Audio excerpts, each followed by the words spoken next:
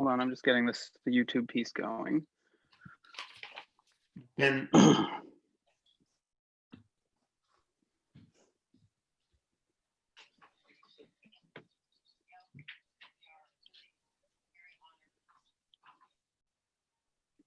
okay, good. I can see everybody here. Hold on a second. Just say you're on or something, so I know. Yeah, no, give me a second. I'm just making sure Stephen has the YouTube link.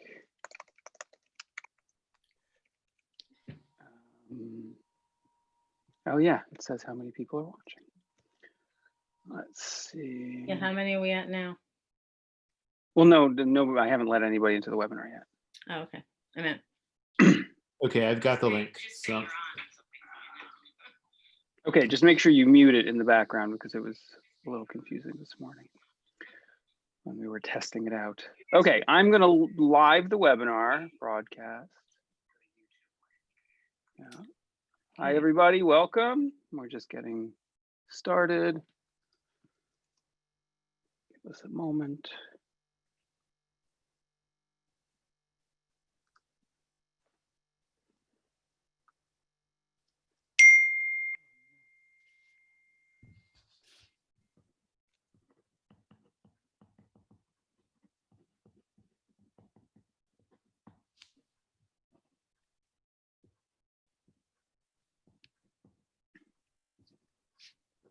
All right, for those who are joining now, welcome. We're just going to give it a minute to get started, and then we'll start our conversation.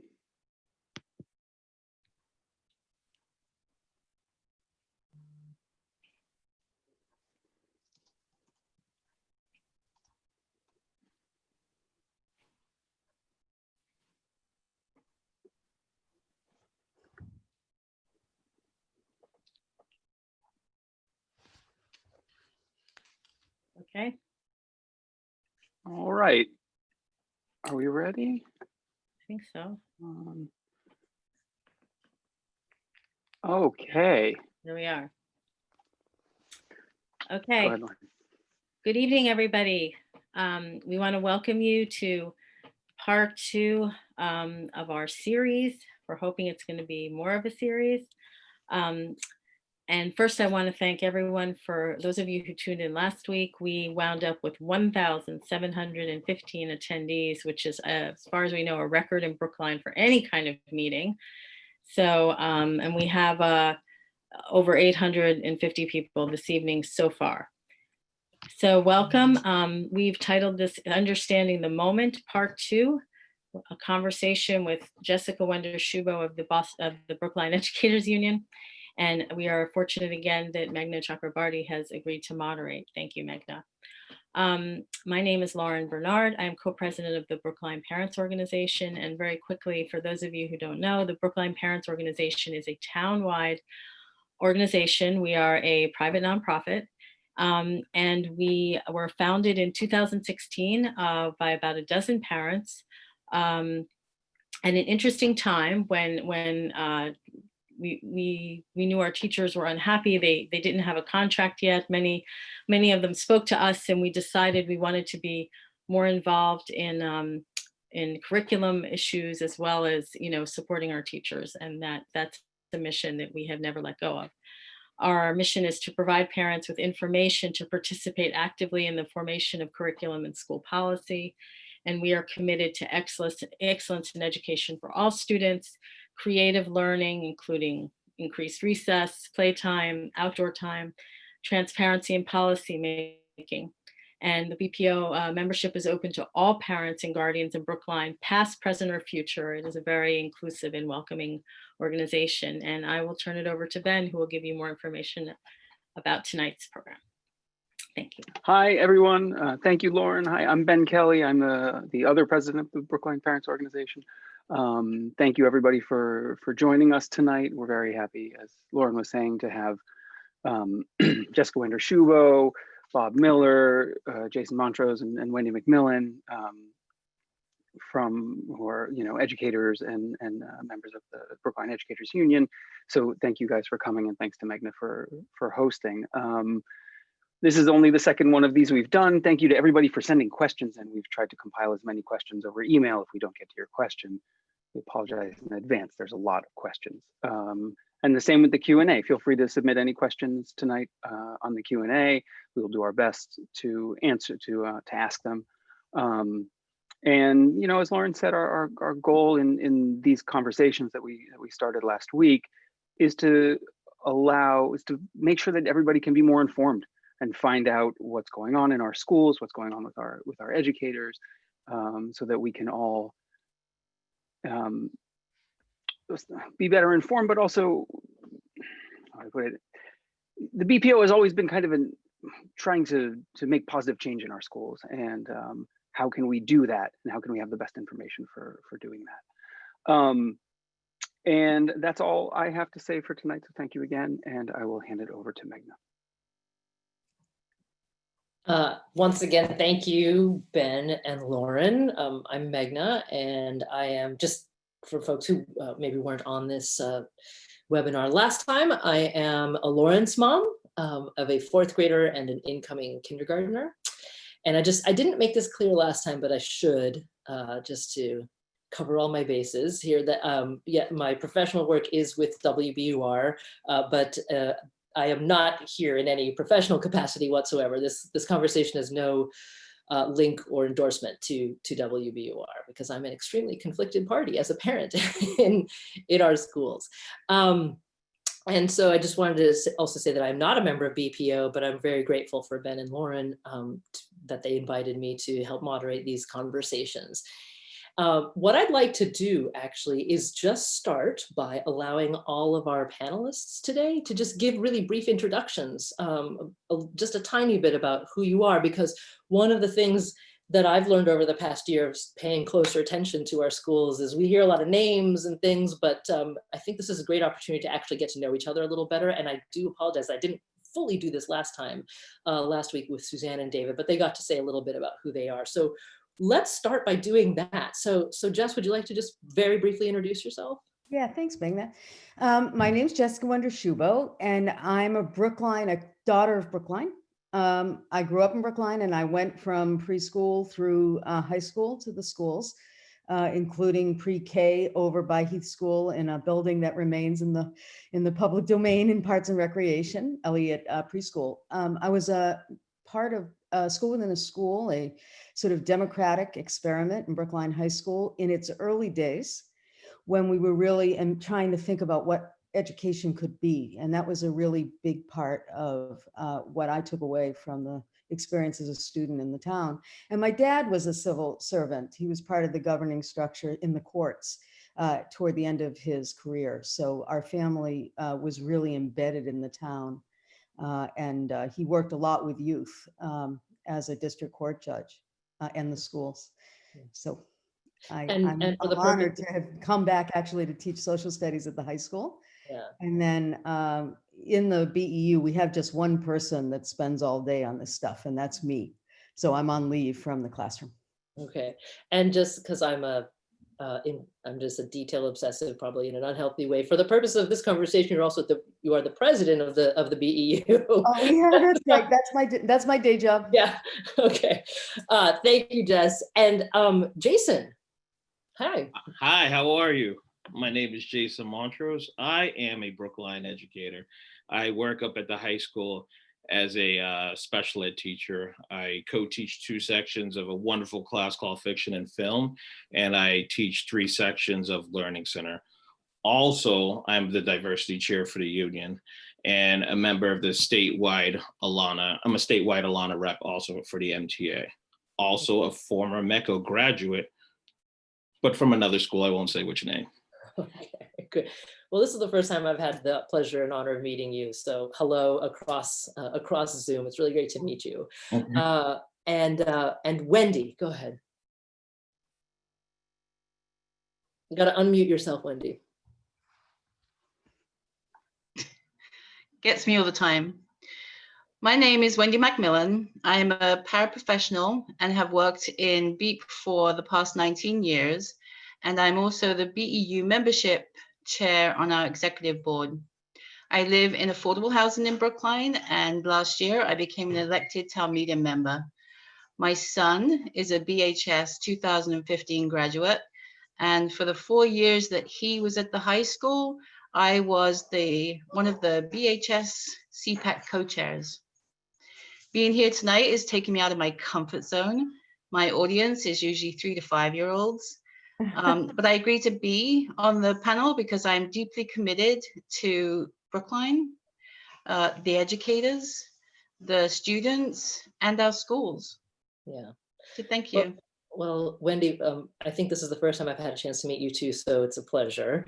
And I'm really glad that you decided to step out of your comfort zone. The same skill sets, by the way, that you use socially and emotionally with your 3 to 5 year olds would probably be well applied to Brookline adults right now. So relax, you'll do a great job, I'm sure. And I mean that with the utmost sincerity, because we all have a lot of learning how to get along to do. Bob. Yeah, hi, thanks Magna, and thanks to the BPO, Lauren and Ben for giving us this opportunity. So my name's Bob Miller. I'm a middle school science teacher at the Heath School. I'm the vice president of the Brookline Educators Union, and even before I was a teacher, my children were students in the Brookline schools, and I'm a town meeting member for Precinct 8 in Brookline. Okay, great. Well, thank you all again for joining us tonight. I think Bob and Wendy, the two of you might sort of flip in and out of the conversation as per appropriate if there's certain questions that one of you is better positioned to answer than the other. So folks, if you see them sort of flip in and out, that's why. I just wanted to reiterate something that Ben and Lauren said before we fully dive in, and that is, there are more than 800 registrants for this conversation. If the last conversation was any indication, there's no way we're going to get to every question that has already been submitted or that will come in on the Q&A. We've done the best that we can to sort of compile them in a way that you get a real sense of the areas of concern and question and inquiry that the community has had. So we're going to have representative questions from a bunch of different subjects. And I actually want to tell everyone watching, so if we don't get to your question in particular, hopefully we'll get to the area that you talked about. And if not, just keep the questions coming on the Q&A and we'll do our best. Last time we had more than 400 questions. So just Brookline is a curious place. But again, most of these questions come from the community. I've got a couple of follow-ups specifically here and there. And so I'm going to just plug them in if they're my follow-ups as we go along.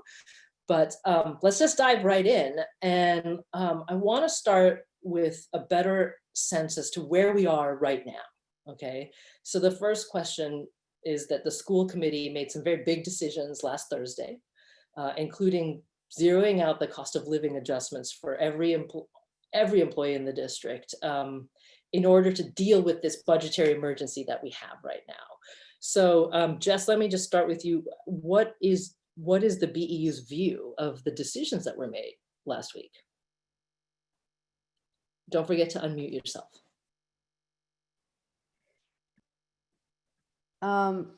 What happened at Thursday's meeting was a creative stopgap, and it allowed the process to move forward. That's a great thing. We considered the $2.2 million to have been borrowed from the commitment that district makes to the teachers. So we expect that money to be brought back. We know that there's also still remaining a challenge to close the gap. And we know and trust and expect the town will forge ahead so that we don't leave anyone behind. We really need every one of these educators. We think we're going to need more educators in fall, not fewer. And it's very important not to leave the situation where I continue to hear members of the staff getting job offers from other towns, and they are anxious, understandably, and they are looking into them. And that needs to stop even for the remainder of the people. And we're looking for, the actual recall slips. to be in hand as fast as possible. We're ready to help with the logistics of that. Okay. And by the way, for anyone else who wants to jump in, since we're asking folks to be muted until you answer, just wave your hand, okay? There were a lot of questions that came in that people wanted some clarity about how closely, if at all, the BEU worked with the school committee in the past week or two in trying to find solutions to this budget emergency. I mean, how I know did that the Bob will help me here, but it's been a difficult process from where we sit because we haven't been able to get information. We're at a disadvantage when we ask for budgetary details. We did not get them. We got only part of what we did get. We got it late, and we then have to scramble. And we are meeting with some of the town leaders as well as the school committee on Tuesday morning at 8. That's something we felt we had to ask for because we have been not getting enough information. We're just going to have to ask directly to the best of our ability. Bob, do you want to add? Well, actually, before that, let me just ask a quick follow-up here, because this is one of my questions, because I was looking at the school committee calendar I've been watching it very closely, trying to figure out which meetings I could attend via Zoom and not. And what I noticed is that last week there were several meetings of the negotiations subcommittee. There was one that was on. We weren't invited. No, let me be clear. There was, well, just so that people know, there was one on June 4th that was scheduled for 4 p.m. and one on June 5th that was scheduled for 8:30 in the morning. And they were on the calendar for a long time until the late afternoon of June 4th when they became canceled. So you say you weren't invited, or did you? Well, we weren't invited to specific dates, but we did really, as I started in saying, we can't have a conversation without information. We can't, and we have unfortunately gotten very imprecise and shifting information. So it would be hard for us to problem solve. That's really why we press to have people in the room. Bob, do you want to add anything? I can, about the finances. First of all, this took us by surprise because on Thursday when we met with the town, we'd had no idea how large the amount of cuts were going to be, and we actually had been told that they were going to be not any departments that were going to be cut in their entirety. And as Jess said, it's been a little bit challenging. On Friday, apparently there was also, I think it was $1.9 million that was reduced from the 6.3 that we were told on Friday morning was the shortfall.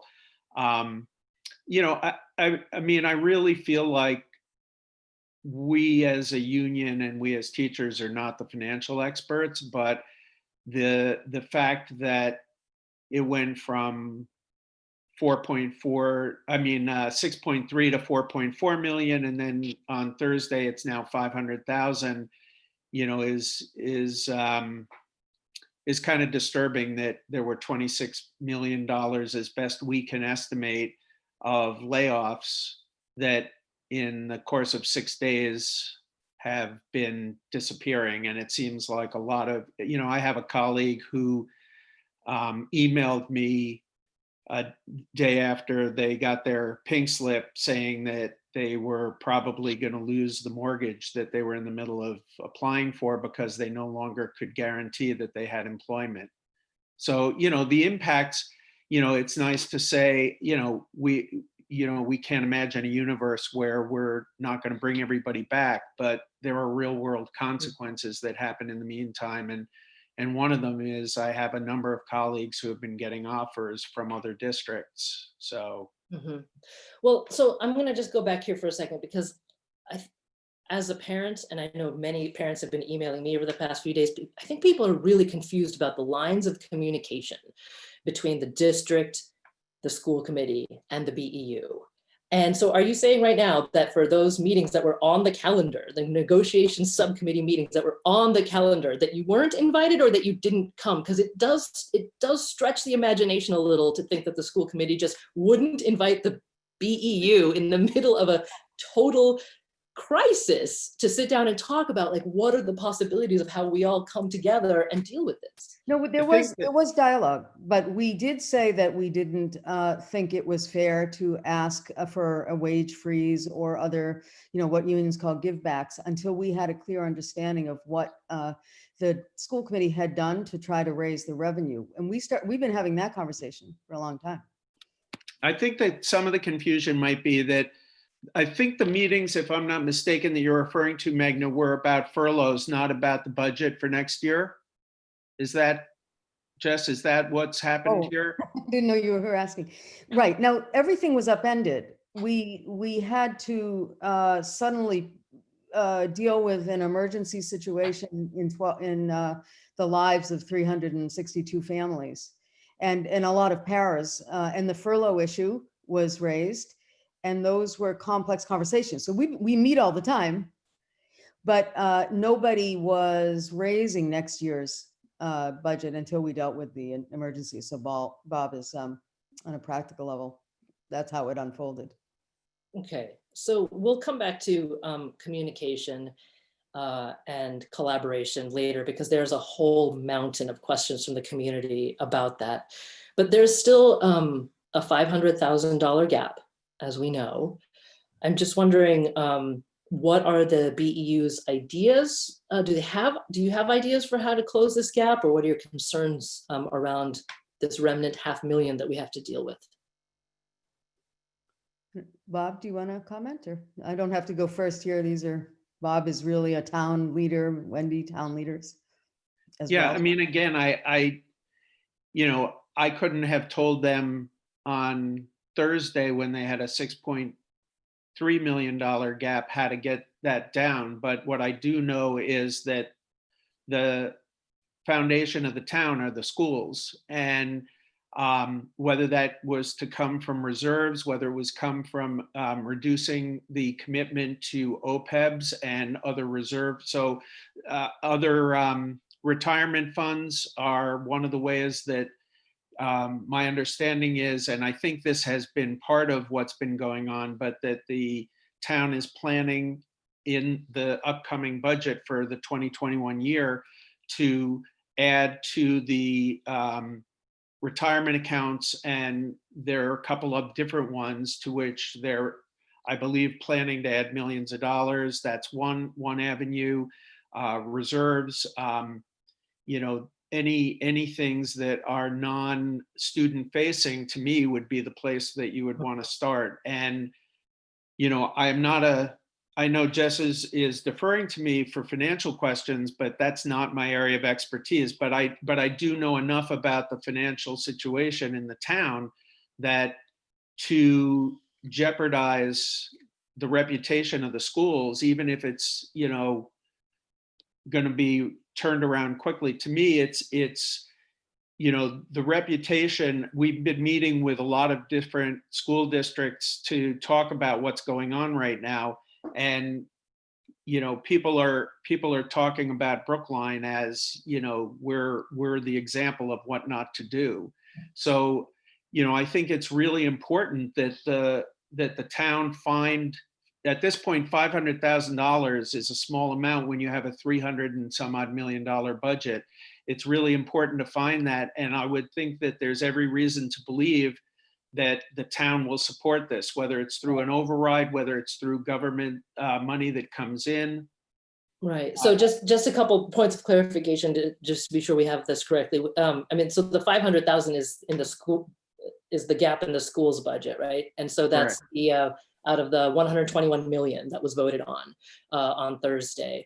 And then in addition, OPEBs, just because the language might be unclear, other post-employment benefits, right? Just so that folks fully understand. So there are options out there. I've heard it said already a couple of times, and completely understand. I'm not an expert in budgeting either, but as the labor representatives for the educators of Brookline, are there certain areas, and maybe Bob, you can just clarify a little bit, are there certain areas that the BEU would prefer the school committee and the town to focus on in terms of options that would be amenable to the BEU? Well, think first of all, I would say, happy to have, discussions about that, although that's not our responsibility. That's the responsibility of the school committee. I think that, the idea of borrowing some money from funds that aren't going to affect anybody until next year was a good idea. It gives a chance for an override to happen on September 1st or whatever the appropriate date is.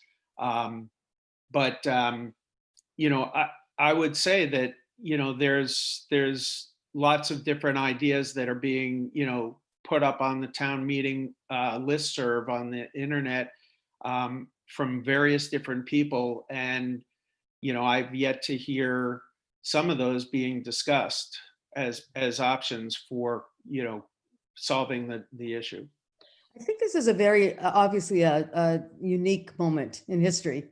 We are in the middle of what is a shock. It's a crisis. It is by no means the normal course of affairs.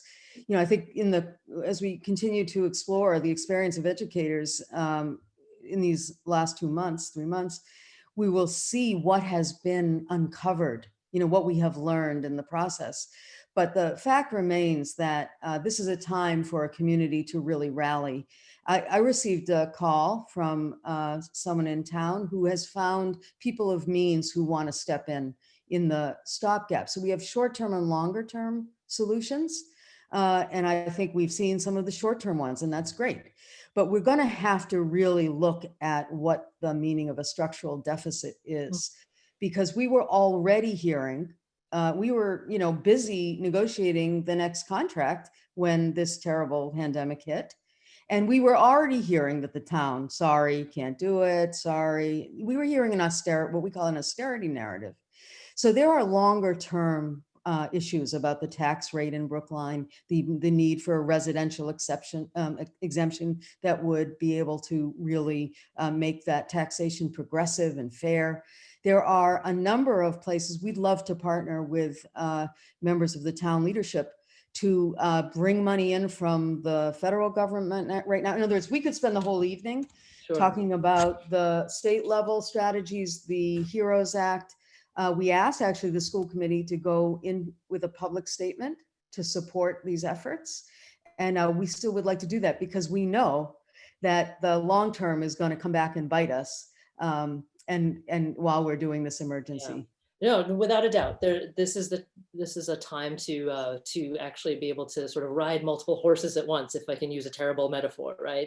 One that helps us solve short-term immediate problems, which we have right now, and maybe longer-term structural change. I mean, America and Brookline are long overdue for both. So point well taken. But we've got several questions here about specific groups of educators who might be feeling quite an impact from the circumstances we find ourselves in. So first of all, this is about paraprofessionals.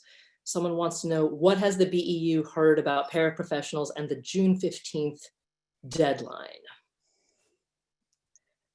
Well, I can speak to that. Our understanding is that on June 15th, the paraprofessionals will be getting their pink slips.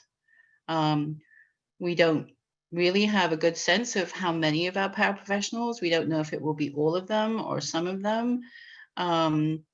We have been told prior to the Thursday meeting that all of the BEEP paraprofessionals would be laid off.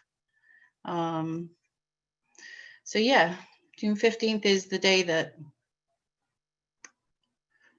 impending doom is happening in our lives. I think it's hard to underestimate the level of distress that the floating of a plan that was done verbally with us and mentioned, I believe, in some of the public meetings. Magna, you might be able to help us remember that the entire teacher aide staff would be laid off by the 15th. And so these are people who are making $20,000-ish, 23, 24. Wendy would be able to go into more about what it's like to be in that place. These are people who lost their second and third jobs. And they are being left to have this terror. And then they were told they weren't needed and that they could be furloughed, should be furloughed. Now, I understand the argument that there was for some of them, added COVID-19 unemployment benefits by the week. And so I certainly understand the logic, but in terms of feeling of being disregarded, to that when they, and Wendy, maybe you can say a little bit about what the paras have been up to during these weeks. This was a real blow to morale and self-respect. I think I might even want to go back a little bit further. We have worked really hard to really improve the contract for the paraprofessionals, because they are the lowest paying paraprofessionals, and were for quite a while the lowest paying paraprofessionals in a lot of neighboring towns. So we've been really working hard. We have by far the most diverse staff in Brookline, in the units in our school district, and we have the potential of losing all that we've gained. Like we've been a town that we've had a hard time hiring paraprofessionals. Still even with the progress that we've made, we still have a hard time hiring paraprofessionals. We have a hard time retaining paraprofessionals, and this is just the wrong move on the district's part, because they are losing valuable assets, truly valuable assets to the students in Brookline. So I'm really distressed. I'm really distressed. This is our paraprofessionals have lost their first and second and third jobs. I've had many years where I've had to work 3 jobs to make ends meet, for myself and my son. I'm very incredibly blessed that I have affordable housing in Brookline and I can make that work. A lot of our paraprofessionals can't, and they've already lost their second and third jobs. And this has been their security, and at least until we get to the summer. Now they're hearing that they're not going to have their summer positions. So unemployment benefits don't last long, and we have paras who have housing insecurities and food insecurities, and they deserved better from the district. Yeah. Could I just also add that? Just briefly, but go ahead. Yeah. Sorry. Yeah.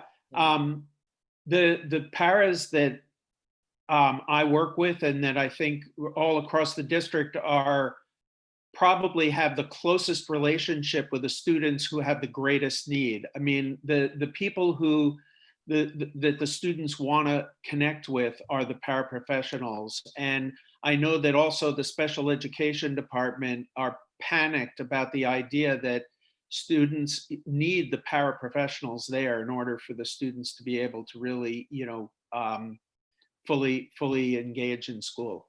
Right. And just to add a sort of a small anecdote to the uncertainty and challenges that Brookline paraprofessionals have already faced. This is a true story. After a school committee meeting back in January, was it January? I think it was January.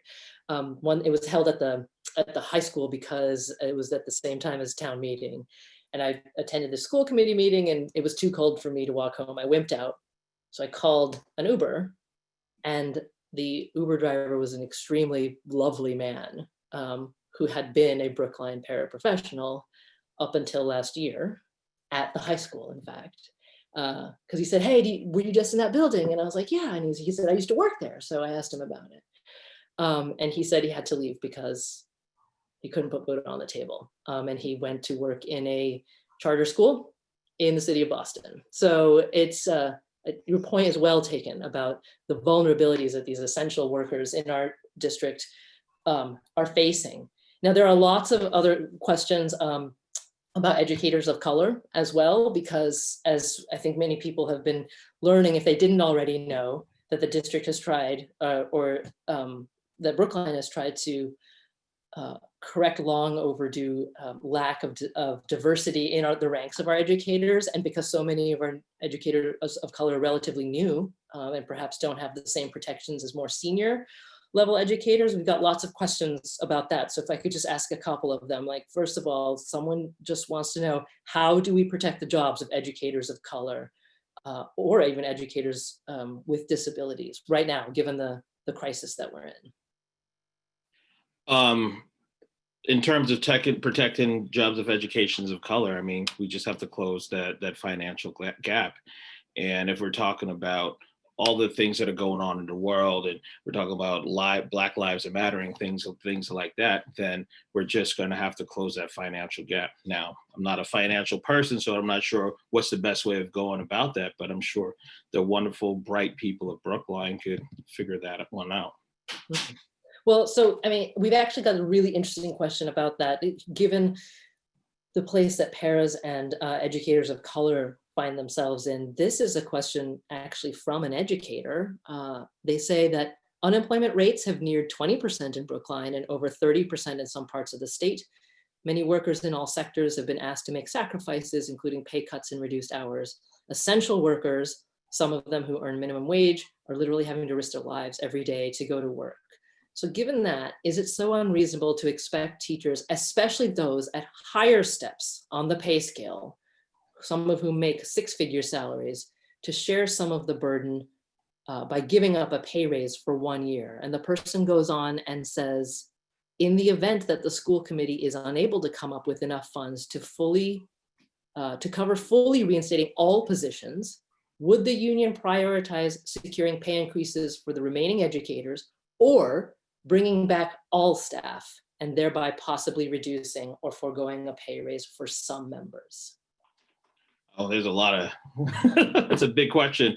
But where I come from is that if we're cutting from people that are on the top of the pay scale, and some of those people on the top of the pay scale might be educators of color, so now we're cutting from them, or we're foregoing raises, so now we're not giving educators of color raises. So now that's just pushing us back, and that's almost giving us crumbs. We're getting crumbs, and we don't want crumbs. We want to have the same equity as everybody else and the same rights as everybody else, and the opportunity to make that type of money. And so it's not all about money, but it's all about doing what's best for our kids and for the students of Brookline. And there is a financial cost to that, unfortunately.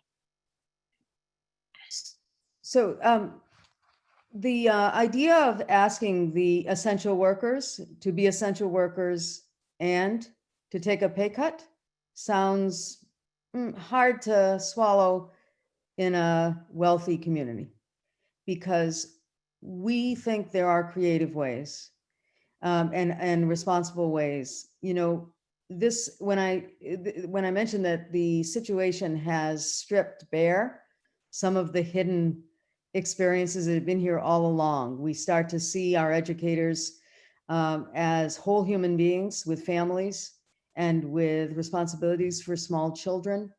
You know, when we left the buildings, we were already making the case that educators' caseloads, that our special education caseloads were too high, that educators were not able to take care of their families when they finished their workload, that already for a set of years, the priorities in the budgets were making it hard to sustain jobs as educators.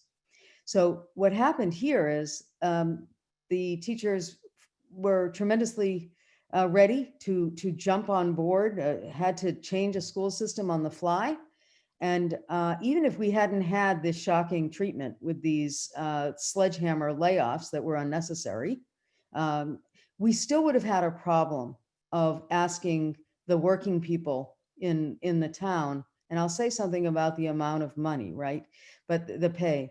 But we asked the working people in the town to take the full shock. And the truth is that economic insecurity is creeping up into the middle class. And so we have, among educators, I think many know, the educators know, one of the most expensive schooling requirements for licensure for the lowest pay.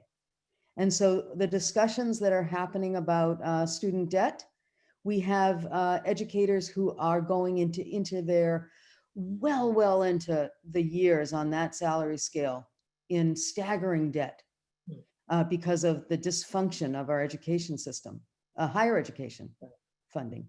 So we have a large crisis. We saw a political election that began to challenge the price and the debt. So on the one hand, we have a revenue problem, and then we have a debt problem. Yeah. And our working people are on the edge, even if it looks like they are making a lot of money. Point well taken. Point well taken. In the context of this conversation, though, and you're going to have to forgive me in advance, I'm going to come back over and over again, excuse me, to what can we do here in Brookline.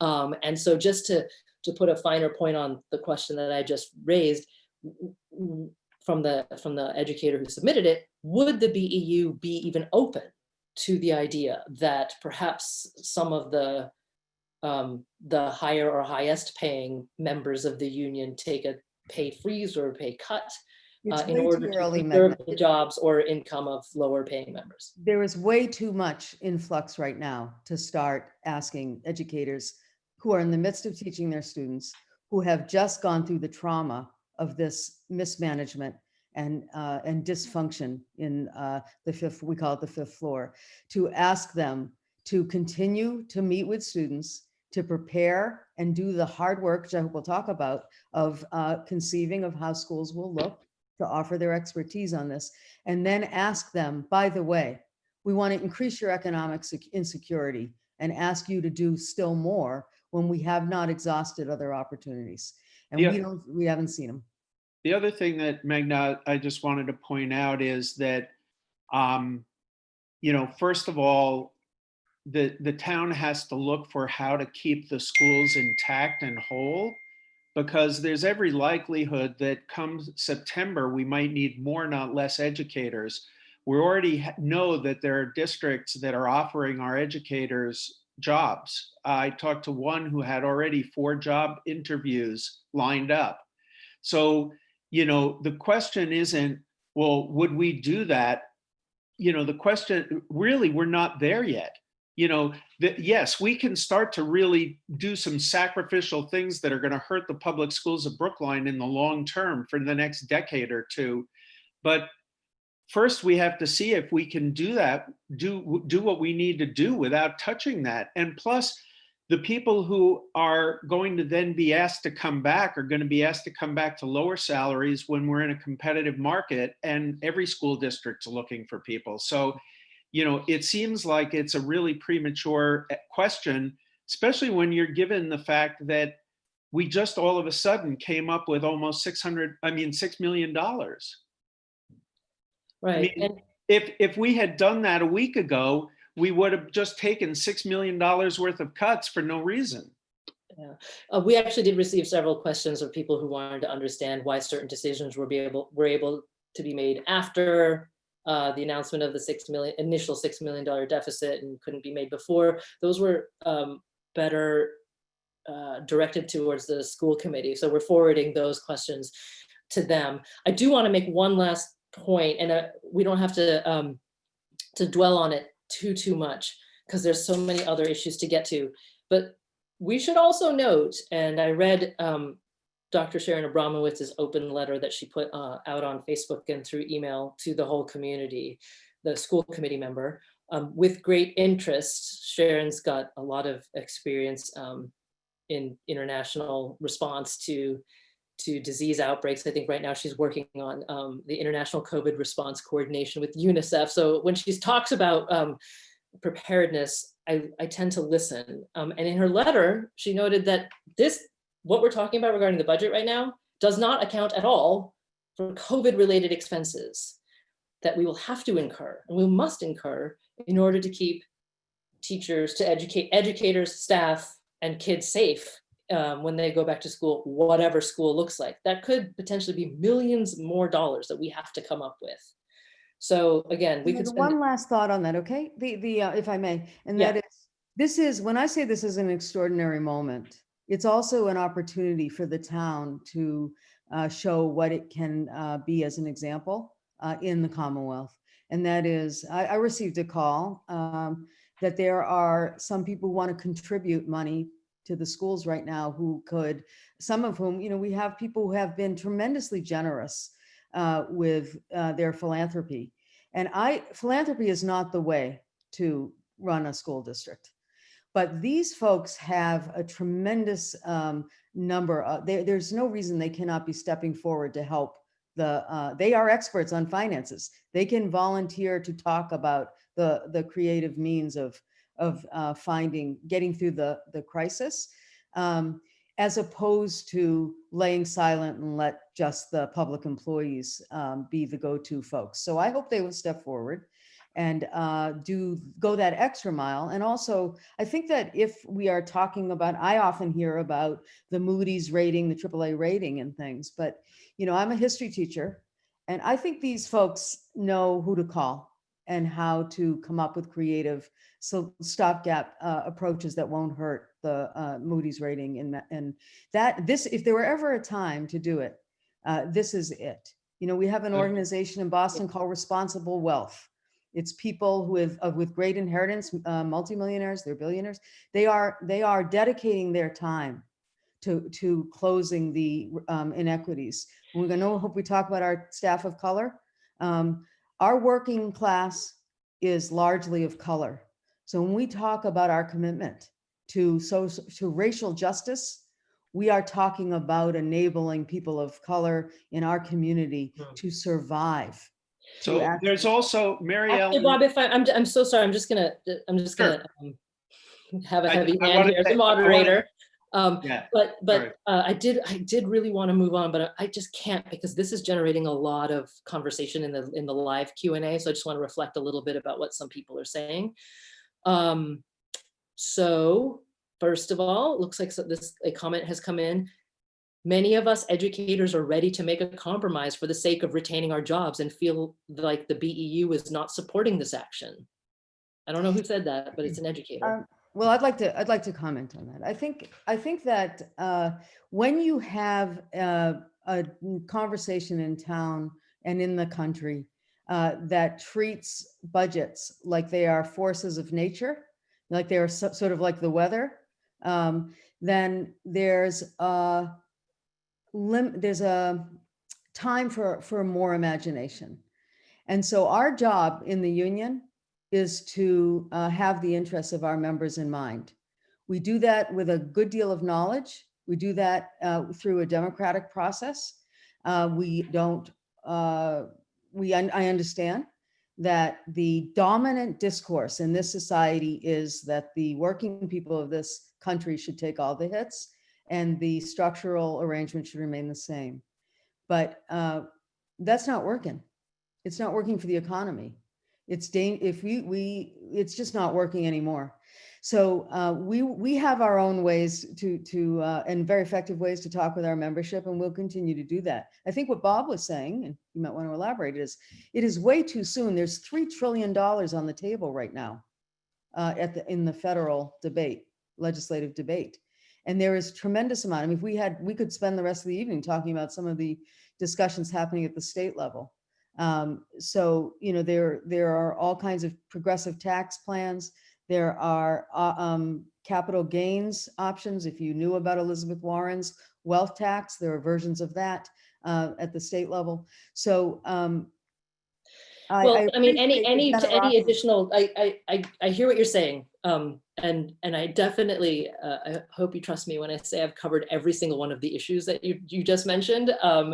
And we could talk, and maybe we can get together again, Jessica, we can share a beer about the challenges of instituting any changes or any tax reform in the Commonwealth of Massachusetts. This is the wonderful state whose voters rolled back tax reform when it even came to the gas tax and pegging that to inflation. So I won't bore people with those details, but this is a crisis that has hit everybody. And yes, you are exactly right. It has hit some disproportionately hard in terms of the economy, their economic and even physical well-being. We have comments coming in here. Someone wants to know, am I understanding correctly that the BEU expects the town to pass an override in this very environment of 25 to 30% unemployment across all areas? Or are they willing to share the financial crisis being experienced by everyone? Well, I would be happy to take a stab at that. I first of all, there's nothing wrong with the question, but the problem is that, first of all, you asked about COVID-related expenses, and it's my understanding from Mary Ellen Norman, who's the Vice Superintendent for Finance for the schools, that we are getting reimbursed for all of those currently. So, that's really not the issue. And I would say that, there are people who are making more money now. Some of the frontline workers are being paid. My son works in the restaurant business. Some of them are being paid time and a half or double time. So it's not that everybody is suffering right now. Some people are doing better. Some people are doing worse. I don't think anybody's heard teachers complaining that, that we have jobs right now. But, I think that to say that we should take cuts when we don't need to take cuts is the problem that I have. And, we're not, it does not look like we're in that situation. So, I guess I'm confused about why is the question about taking pay cuts at this moment. Well, I can't speak for the people who are in the Q&A, but in terms of conversations that I've heard and have had, I think there is a sense, perhaps if not cuts, then other options, because except for, Jess, to your point, except for the best off amongst us, this is happening everywhere. I think I mentioned it last time, and if I didn't, for example, I'm a staff member at Boston University, and Boston University unilaterally decided not to do any contributions to any employees' retirement funds. That's more than 10,000 employees at Boston University. And for me, it happens to be a huge benefit that's been zeroed out. But you know what? I still have my job, for which I am honestly utterly grateful for. So that's just, I think that's why people are wondering. Well, I think it's a community discussion. I think we're not done with the discussion. Remember that, I think, again, as I mentioned, the level of the upended lives that were the result of these layoffs has occupied, I am sure, the members of the school department as they tried to figure out the complexity of managing 362 individual locations, in the sort of seniority situation, to now figure out how to reverse it and how many and who. This has really stalled the important work of moving forward on figuring out next year. And we've been doing, that's what the teachers are doing. And frankly, the BEU has been fielding the calls, the distress calls. And so I think that the question is fine. The answer is premature. The resolution's premature. Everyone's going to get mad at me for moving on, but I really want to, because there are lots of other really important questions that all of your input will be extremely helpful and deeply valued. So I cannot tell you how many questions we got about sort of what school is going to look like, and the experience that families and educators have had over the past 3 months regarding remote learning. So first of all, about what school is going to look like, bear with me for a moment, but I just want to read this comment and then a question from a member of our community.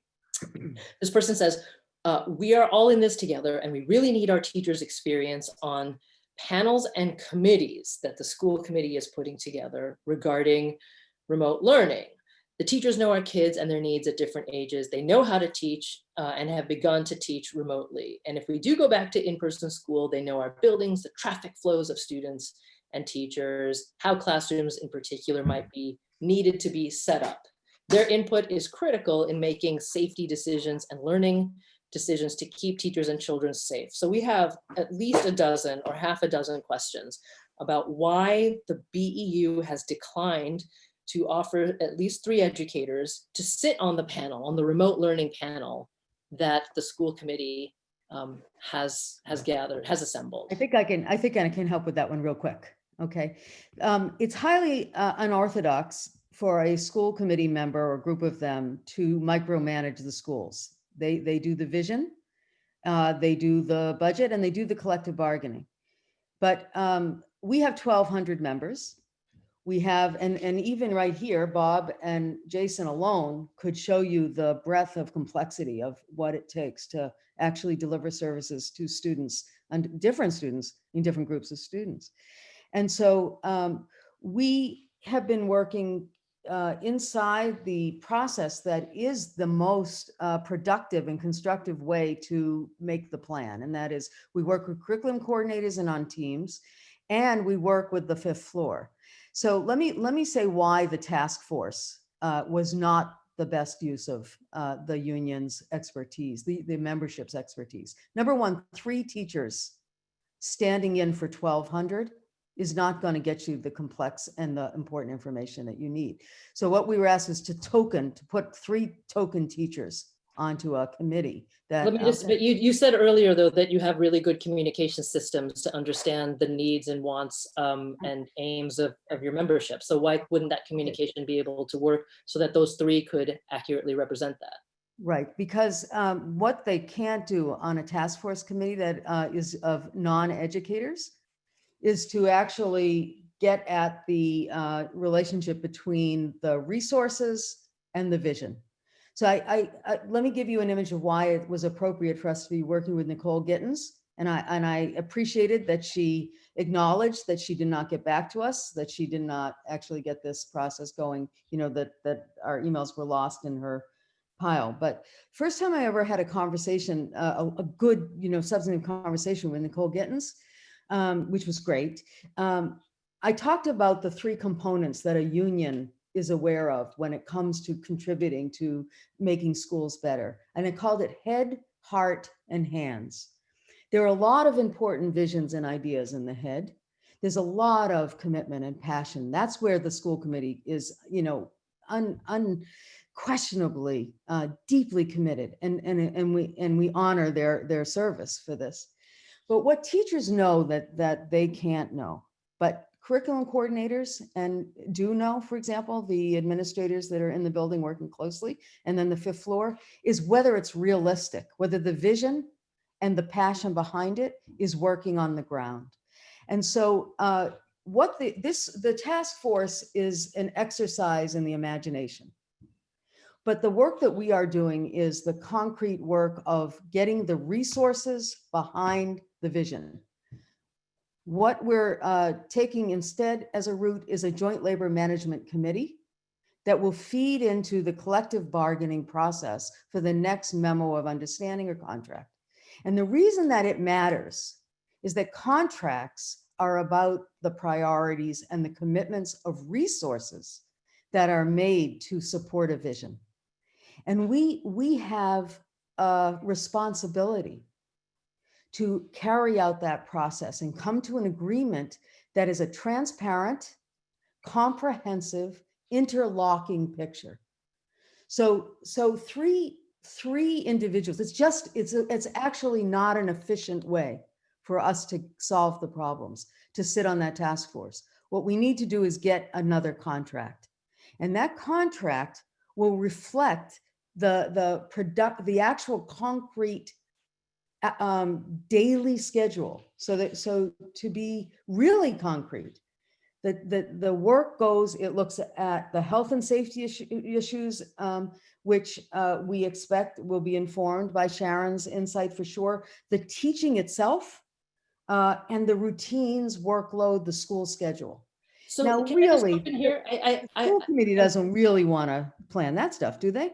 Well, so you know, I'm approaching this in terms of my understanding as a parent, and to be perfectly frank, I'm a little perplexed, because help correct my misunderstanding here, because it seems like what we need now is in fact more imagination, to find a way to come through this crisis as a unified community. And I just don't understand why in an attempt to assemble an expert panel from our community about what school needs to look like for the well-being of everyone involved, The that we problem, Magna, don't is have the experts. educators who are the heart of that No. sitting on that panel. No, the problem is not with the educators. They are working hard, and I'd be happy to talk about the latest work on how this is unfolding. It just The seems problem- it seems less efficient to not have them on the panel Right. than more efficient, as you seem to be describing. The problem is the experts are not educators, on the task force. They But are that's why not. we need educators on the panel. No, isn't but it? they can have some, they are parents or members of the community, and that's really great. They are the people who can share what they hope from their schools.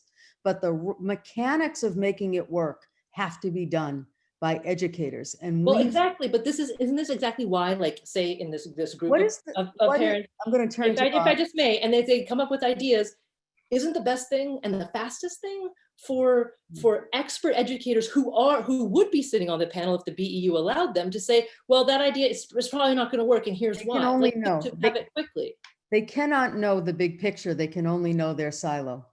And in other words, we are already linking the various roles. So when we meet and we have working groups, and then we filter that into a joint labor management process, we have Jason represented, Wendy represented, and Bob represented. And they have already vetted the interplay between those roles. We do it in an ongoing and active way. And what we've been able to do is connect the dots.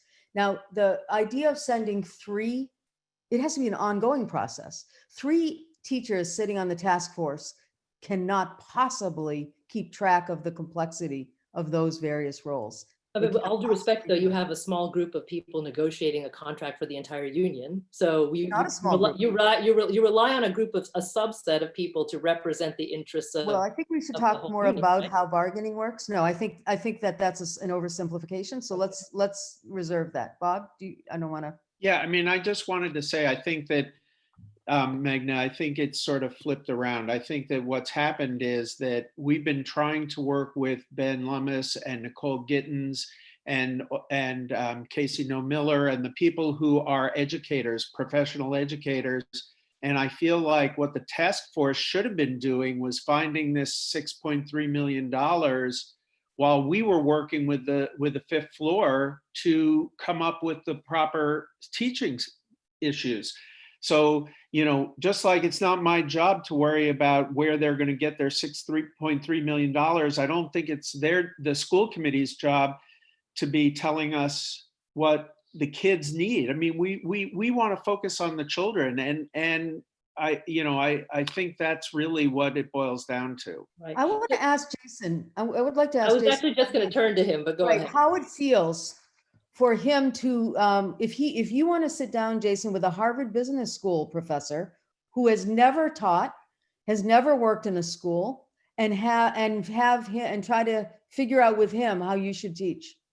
Yeah, I don't think that'll work because just my expertise, and I'm not working in the business world and trying to tell him what to do. And in the special ed world, it would be difficult for him to come in and tell me exactly what to do without having that life experience. Like our department heads, our Unit B folks, they're all experienced educators. So when they come into the classroom and they come in to correct us and help us out, we understand where they're coming from because they've had that life experience that they can draw from.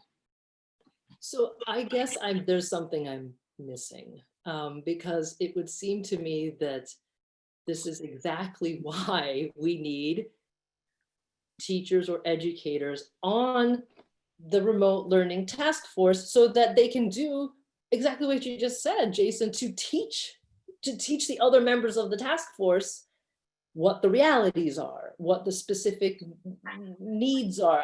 I don't know. There's something I'm not understanding why keeping groups apart is actually going to be better for Brookline than bringing folks together. So the issue here is not about whether or not we can have a conversation with the volunteers on the task force. We can, but we can't afford to do anything but work in the trenches right now with the people who understand what the resources are and are not, that in detail, so that we can solve this plan. It's really about the triage. And that is, we have a way to filter in the insights of hundreds of teachers into a team process, not 3 teachers going and reporting it and having to explain it and having to do it, translate it into the language of people who wouldn't have any reason to know anything about what real teaching and learning looks like. So what we're doing is working educator to educator. And then we will meet and ask for the resources and explore and do the collective bargaining. Let's talk about the collective bargaining. I know it's coming up. It was our idea to have open bargaining. The reason that we want the community to watch is so that they can learn how the sausage is made and they can really appreciate it. There's no translation. You don't have to send 3 people in to tell people what went happen over there. We can watch this in real time and see how it is that the working groups that are happening inside the BEU get together with the administrators in town hall, and then ultimately meet across the table in a completely open forum. And so the task force, I would recommend that the task force members, that we get going on this, and that the task force members sit in the room and learn in real time from a whole slew of educators. Now we don't just have a small group that go behind a small back door and negotiate to, as you were saying. We have an extremely open process inside the union. Now, that doesn't mean that we don't act in one voice. That's what collective means, collective voice.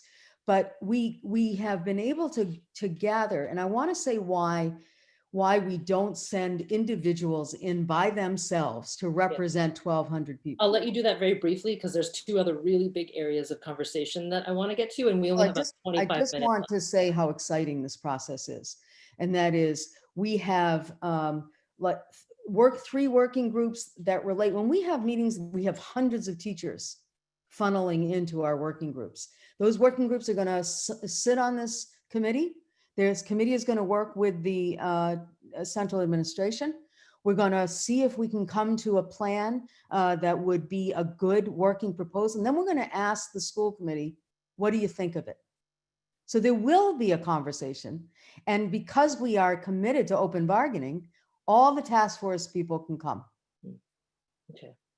Well, one of the double-edged sword of having brave and open conversations like this is that any one of the topics we dive into, we could talk for hours on end about each of them. So again, everyone out there, please forgive me for moving on. And I just want to take this moment to also reiterate my appreciation to all of you, Jess, Wendy, Bob, and Jason, for engaging with these questions that are coming forth from obviously the community and me. So we do need to talk about what school might look like in the fall, because we've got a mountain of people who have expressed a variety of experiences with remote learning thus far over the past 3 months.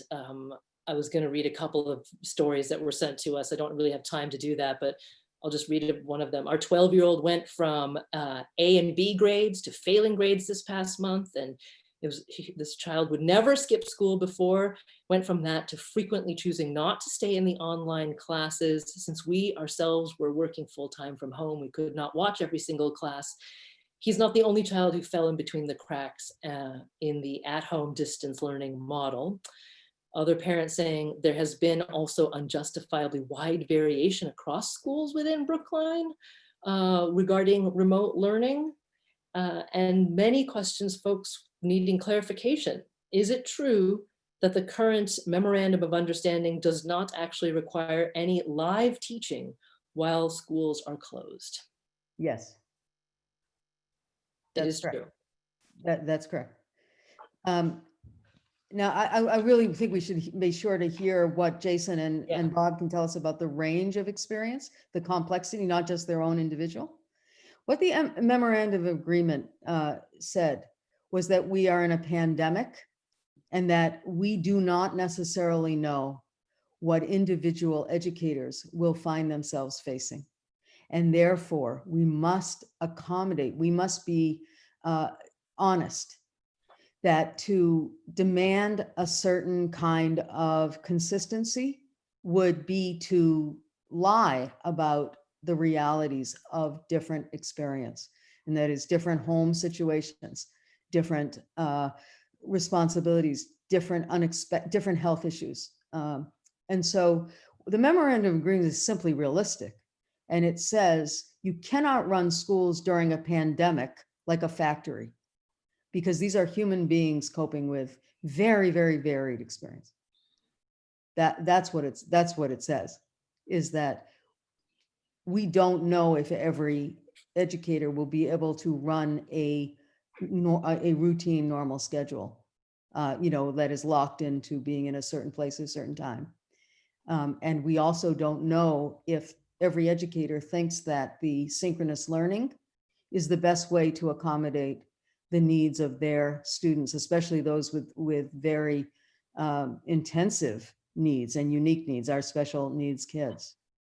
And I could just talk even just from a gen ed special ed perspective with co-teaching and just from flat out special ed perspective, but the in terms of co-teaching in class, I was able to co-teach a group of seniors this year, and the pandemic was hard for them, and they had a hard time adjusting to online learning. So the things that were effective, that we've had some Zoom classes together, but the most effective way in order to help students was one-on-one Zoom classes or one-on-one Zoom meetings with students in order to really help them access the curriculum. So that's been very time consuming. I know there was a mandate that teachers only work 20 hours a week, but I think teachers probably might be working more than 20 hours a week right now. And in terms of special ed education, we still have to have special ed meetings that still happen. We still have to have learning center meeting times. And then sometimes some students don't show up. So many educators have to be creative in terms of reaching out. That might be emailing the parents. I mean, I know some teachers will straight up just call kids. I know, I was driving today and I had to call a kid and I said, hey, I got an email from your science teacher. We got to figure this out. Let's plan a time to meet on Monday. So that's like the type of things that we're doing consistently. And we try to get right on top of kids and put out fires as soon as we can. And I'm not the only one. So that's just a story that I told you what I did today to reach out to students so I can help her so she does not fail her science class. Yeah. Can I just clarify there's no question about the 20 hours? Let's spot you mentioned Bob, and I just forgot about you, Bob. So go ahead, take a crack. 20-hour thing. Thank you. So first of all, I'd like to say that actually I know teachers that are working 60 hours a week, and most teachers that I have talked to are spending more time, not less time, since we closed the buildings. But what I would say about, video, no video, different kids have different needs. And that's one of the things that teachers are really good at, is trying to adapt for each student. And the other piece of this is that, it's very much a person-to-person profession. Different teachers have different skill sets. So there are some teachers that are doing amazing things with various different online tools. I just saw something that was static that was done by an art teacher at Heath, where the kids are posting these art things on a bulletin board, that it's not like live teaching, but the artwork is just amazing. And they're talking to each other about what they're getting from their artwork. So there's, I would just say that, it's different kids have different needs, different teachers have different skills. And, I think parents are sort of hyper-focused on right now because they have so much time and they're like comparing, oh, what's your kid? Oh, my kid's not doing, they're seeing things that normally they wouldn't see the differences. So Bob, I think it's going to be okay for me to say that most parents listening or watching this do not have time. That's not what's raised their concerns. Nobody has enough time to work, to maintain their health, teachers included, and do school, look after everyone. It's not that we have time. It's that, yes, everyone's in the same space together. So it Yeah, has yeah. No, raised, you're right. It's not it has time. It's, raised, and people talk to each other because we're a community. No one's having conversations in the mode of unnecessary complaint. I think people are just confused about why there has been such a wide variety of experiences in remote learning so far. And I do want to just ask something specific about sort of what the BEU's take has been so far, and then use that as a transition to keep talking about the future, because I really want to know about where do we go from here. But in terms of if the BEU has placed any restriction on, this is from a question, restriction on teachers and the interactions they can have with their students. I do have here a communication from mid-May, roughly May 13th, that was sent out by the BEU to members that says the BEU is calling on you being educators, to refrain from doing the following tasks until further notice. Starting immediately, please do not schedule any of the formal spring parent-teacher conferences. Do not work on student progress reports. Do not agree to enter any school building to do anything but retrieve some belongings of your own if you wish. Do not supply any evidence for your educator evaluation. Do not make a video for incoming kindergartners. Do not take on any other newly added task. What is unreasonable about doing parent-teacher conferences?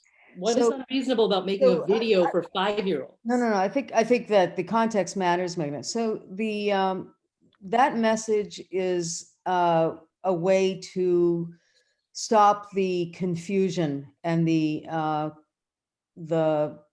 difficulty of understanding how students would get attention they needed.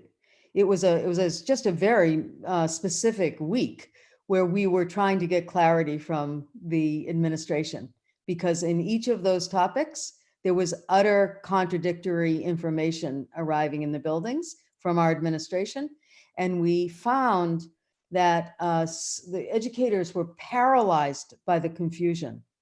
They were getting contradictory information, and we could not get a clear answer.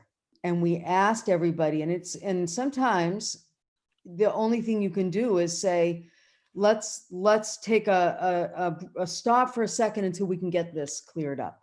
And so unfortunately, when some of our friends in the community try to publicize internal conversations, they have no context.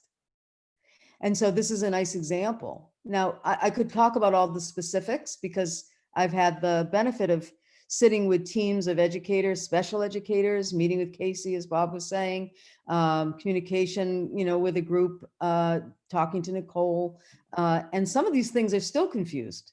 And so there has been deep ethical commitments of our teachers to fairness.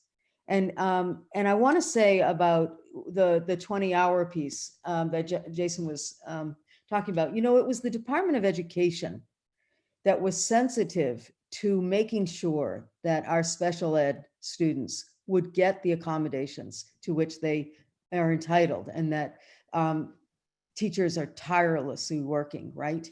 And it came back to me anecdotally that some people thought somehow the union was saying that some children should be denied the space to achieve in order to achieve equity. And now that's a philosophical position about education. And that is, and it's already been going on in Brookline about whether or not there ought to be a pitch to the kids that need more.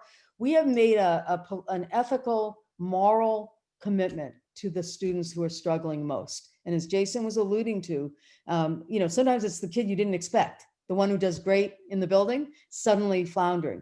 The one who was the most difficult in his or her effort, routinely suddenly thriving. All of these adjustments getting made. But the Department of Education knew that all of those meetings that Jason has referenced, where you have general ed teachers in communication with special ed teachers, that those are human, deep, complex conversations that have to happen. And that on the one hand, you could not, for every kid that wants to forge ahead as if this were normal school when it isn't. This was leaving these kids behind. And the other thing is the level of exhaustion and stress on the students. And that is remote learning, it turns out. I mean, we're learning this as we go. Screen time is extremely exhausting. It can even be alienating for some, even though it's pleasant for others. So we are trying to be very attentive to the emotional and mental health of students, as well as the fairness question.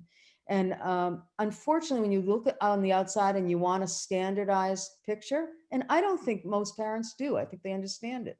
And Bob mentioned, if parents were in the schools, they would see all students are not living the same education. Right. It's So just watching. I'm running out of time, and Ben and Lauren are telling me to move on. But I do want to just add one little thing to that, and that is that, and I'm only going to, this is a question from me, I'll speak for myself. The thing that that our family has struggled with the most isn't so much the evolution of how remote teaching has been going, because this is a world that none of us have been in. So no one expects perfection, let alone me from the start. I don't even know what perfection looks like in this context, right? But I miss our teacher, okay? I miss her expertise. My daughter misses the connection with her. That special magic that only happens when her teacher is the one doing the teaching. So when we talk about, and this is because we get maybe a maximum of like half an hour twice a week of face-to-face time with her teacher, and I think that's a pretty common number. So when we talk about what school is going to look like in September, what I think a lot of people want to know, what I want to know is, what's the BEU's vision for that? What's your imagination for how we can bring together, not just through screens, remote doesn't have to be just through screens, but bring together teachers and students so that we can get back to that place where actual teaching and learning is happening? Yeah, I don't want to dominate here, but just it's going to be a lot tougher because these kids knew their teachers. And the next bunch aren't going to have formed that community during the first 2/3-ish of the year. It's going to be much, much different. It's going to be harder even. I mean, even though we don't know exactly whether community will be able to be built. But we found ourselves going back to the original platform, which we frankly still think stands. And that is the primary priority has got to be teaching the whole child, allowing children to be uniquely themselves and allowing educators to find their way to those kids. And so the most deadly threat right now is standardization, test-driven standardization. So we have heard some scary things mentioned in school committee meetings that I think I can confidently say go against at least the majority. I mean, we're 1,200 members. We're not like in lockstep here. But I think that we can trust that the idea of having standardized lessons, canned lessons sent out to modules to all the students would be a serious degradation of the quality of Brookline education. But more live teaching doesn't have to be standardized. Well, one of the reasons, to Jason's point about all the hidden stuff that goes behind the scenes, we have said all along, we said it from the beginning, we're saying it now, you need more educators, not fewer, to be able to maintain human connection. And that's what people came to the profession to have. I don't know, like, right, Jason? I don't know, why'd you be on? Yeah, no, I mean, I'll tell you, I was a special ed student back in the day and I struggled and I figured it out and I figured out that was the best way I can make a difference. But a lot of those one-on-one Zoom meeting times, they're more than just teaching. It's just connecting with the kid. And like a kid, sometimes as educators, kids might experience something at home or something in the community and they just need a vent. So even a lot of those sessions, sometimes the people are just venting about their feelings, like what's going on in the world right now. Kids are really torn up about it. So part of that sometimes is just allowing them to vent and helping them to process that stuff. And then we get to the education and teaching part. So I think that the therapeutic piece that all educators do, I think that's what's really missing with kids. And so if I have, say, 22 kids and each in 4 sections of a class, it's going to be hard for me to really reach kids one-on-one, because although we do have those group class meetings, it's those individual times where kids can really feel comfortable with talking just one-on-one and being able to express their feelings. Totally agree. Couldn't agree more. The question is, how do we do that, right? How We do have a lot of do that? work to do. Whatever the model is going to be in September, right? Right. The problem so far, I mean, what happened is we got a lot of time wasted, and it is a tragedy, and we're not happy about it. And that is by disrupting the staff in this way and threatening to diminish the size of the staff. We had all the imaginative works had to stop. All of a sudden they're saying, we don't need, the things that were said in school committee meetings were shocking. We don't need our teachers because they can't do this. Oversimplification. This is a process that we are trying to institute. And frankly, we should be talking with one another, not with, people that don't know what they're talking about. Yeah, and I could say, just even from a lot of the teachers that I spoke to, like, people's heart were broken, and it was just kind of hard for them to move on past that. And these are educators that have been in a district for a long time. If you're a health and wellness teacher, if you're a fine arts teacher and you've been teaching a district for 27 years, or you're a language teacher, and to find out a district that you love and you love the kids, and now that it was almost like you were in a bad relationship, or not a bad relationship, but a relationship that just went bad and you got dumped. And so that pain and hurt, that mental anguish was tough for teachers to wrap their head around. And so there's a lot of social emotional pain with that, on top of the other things that are going on. So this brings me to the last question or questions. I'm going to run out of time. Jason, I think you put it perfectly. And I would say that the anguish extends beyond educators. And the anguish has been there in this community for some time. And I'm just going to reflect my observations from paying much closer attention than I had before over the past year, and going to school committee meetings, et cetera, for 12 months. It seems to me, and I think I know people care about this because we received a slew of questions about this. There is tension, animosity, anxiety, enmity between, it seems, the BEU, the school committee administration. I don't know how long it's been going on for. It's clearly been going on for, but just a second. I just want to add, I'm building to a question here. If you're witnessing me get a little emotional, it's because I feel emotional about this. We cannot solve the problems of this district until the 3 groups of educational leaders in Brookline are able to talk to each other and come together in good faith and help reduce the uncertainty, help reduce the anxiety. So what is it going to take? What can the BEU do to help bring people together? I appreciate the question. I want to leave people with how optimistic and excited we are about the incoming school committee and the incoming interim superintendent. Because, and why we went to open bargaining as our proposal from the start was because we thought it would help move things forward. For 5 years, really, and it's true, and I think you're on it, Meghna, we have tried to solve the problems of these schools as partners with the school committee and the central administration. And we have talked a lot. We've talked for hours and hours and hours. And the response again and again and again was management prerogative, no.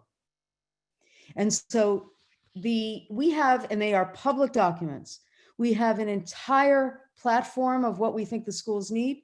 We have an entire set of proposals that are public record as far as we're concerned. And we believe we want to come to the middle and find those compromises. That's what bargaining is about. And we have faced in the bargaining team of this school committee, and I don't know how they work when they're in private. We only know the people we've heard from. A business model of top-down control that has said, here's a suggestion box. We'll do it if we feel like it, but we will not work with you because we are philosophically against partnering with unions. And I'll stop there, because if that changes, we can forge ahead to solve these problems.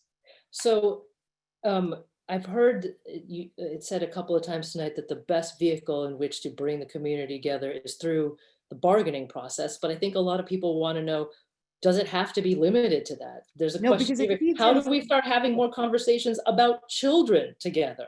How can we help turn things around so that we're all working at least with a better understanding of each other going forward? Yes. Can that be done outside the bargaining process? No, And well, if so, what happens is there's a feeder process. And yes, of course we should have conversations.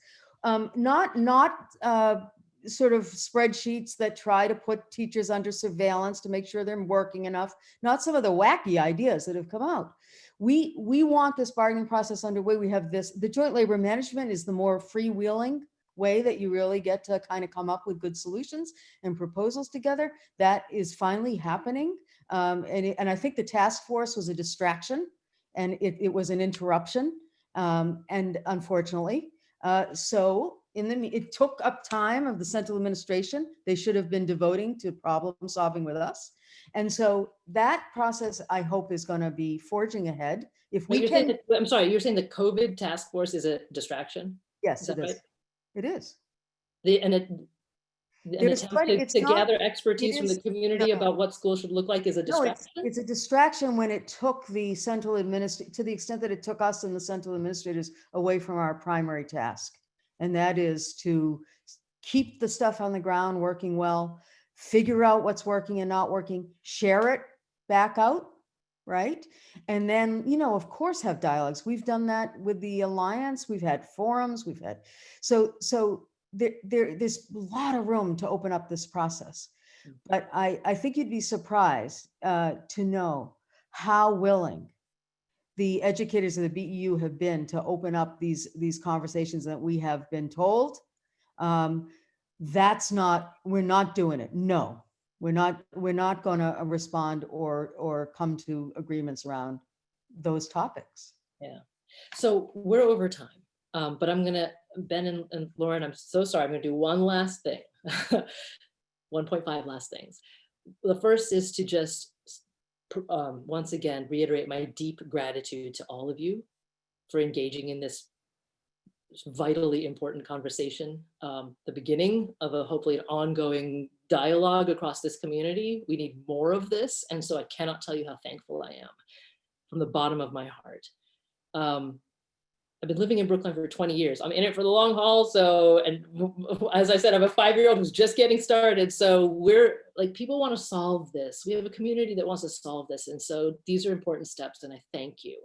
And the last thing I want to do is I actually wanted to turn it back briefly to Jason and Wendy as frontline educators, just to give us one last thought sort of about where you are, where you want this district to go, about the kids that ultimately, even though we have a lot of adult conversations about adult issues, this is for children. So I wanted to refocus our attention on what really matters and give you guys both and Bob too. Sorry, I forgot about that, Bob. Just give you guys like a minute and then I'll hand it back to Ben and Lauren. So Wendy, do you want to start just a quick minute? Yeah, I mean, my heart and soul is in early childhood education. And I want us to really, commit to bringing BEAT back next year. I think it's vitally important to the community that we maintain this worldwide renowned program that has taken a beating the last couple of weeks. So I hope that conversations continue to ensure that all the staff are rehired and all the paras get to come back next year, because it would be a huge loss to the community, and it would break my heart to see BEAP not continue to be the cornerstone of Brookline early education. Thank you for that, Wendy. Bob? Yeah. So first of all, I just want to say that I think that that things are really going as well as could be expected under the circumstances, at least from my experience at Heath, that things are going well. And I think that for the most part, things are, not going the way we would want and we would want schools back together. One But thing is I can never hear. Oh, I think that there's huge progress that's been made. And I'm really looking forward to building a strong and functioning relationship with the new administration and the school committee going forward. And I know that working together, we can accomplish great things and get Brookline back where it needs to be. Thanks. Yeah, I'm looking and hoping and praying that Brookline will invest into the heartbeat, the lifeblood of the town, which are the children. And all of us educators, we're all kid first, and we want to make sure the kids have whatever they need in order to be the best versions of themselves. And whether that's making sure our health and wellness teachers are taken care of, our fine arts teachers are taken care of, maybe developing a vocational program for students who don't want to go to Harvard University, but maybe want to be an electrician someday. Things of that nature, even athletics, maybe funding athletics all the way, where I had a student last year who couldn't graduate from high school because his mom had a financial situation and couldn't afford to pay the $400 or $500 to play a sport. And that's also equally a part of making a student whole. So I'm hoping and praying that the good people of Brookline continue to invest and make even bigger investments into their most precious gift, which are their children. Well, thank you all again very much. And as I told you at the beginning, we had many more questions than we got to. Same thing as last week. I'm hoping, and I'll leave this up to Ben and Lauren, if we could forward questions both to the school committee and to the BEU to continue getting answers and deepen all of our understanding of where we are. I think that would be terrific. So thank you all, and thank you, Lauren and Ben, for inviting me to do this, and I'll hand it back to you guys. Hi, everybody. Thank you so much, Magna. Thank you, Jess and Jason and Wendy and Bob, for doing this, and thank you everybody for attending. I really hope that that this was a useful and productive conversation. And as I said in the beginning, we really want to foster communication and understanding across the community. And I think the more that we talk to each other and listen to each other, the better we'll be able to go about the business of confronting the challenges that we face in our schools and in our town and in our nation as a whole. So thank you again to all of you for doing this on a Sunday evening. I wanted to say briefly that one thing that we've done in the Brookline Parents Organization is get involved in elections and town elections, because we've always felt that that elections are very important. They're a way to keep our leaders accountable, and to make sure. And it's funny because when I started in the BPO, I thought, oh yeah, I want to make some change in the school committee and positive change in our schools. And one thing I realized in doing all this work is that it's not just about what you want to do, but it's about having contested elections and about having to debate ideas in the open and in the public forum. And while I love the 3 school committee candidates that are running uncontested this year for election or re-election to the school committee, I also hope that in future years we'll have more contested elections in school committees so we can really discuss things in the public. But the town election is on Tuesday. It's on June 9th. There are 3 people running for school committee. They're unopposed, but it's Suzanne Fettersfield running for re-election. Mariah Nobrega and Andy Liu are running for open seats. I know all of them and have had extensive conversations with all of them, and I encourage all of you to reach out to them if you want to talk to them about what's going on in our schools and what you think they should do as school committee members. There is a contested race for the select board. So if you haven't voted yet, and you're going to, I encourage you to vote on Tuesday. We have Heather Hamilton, who's an incumbent running for re-election, John Van Scoyac, and Eric Hyatt. And so there are 2 available seats, so you can vote for 2 of those 3.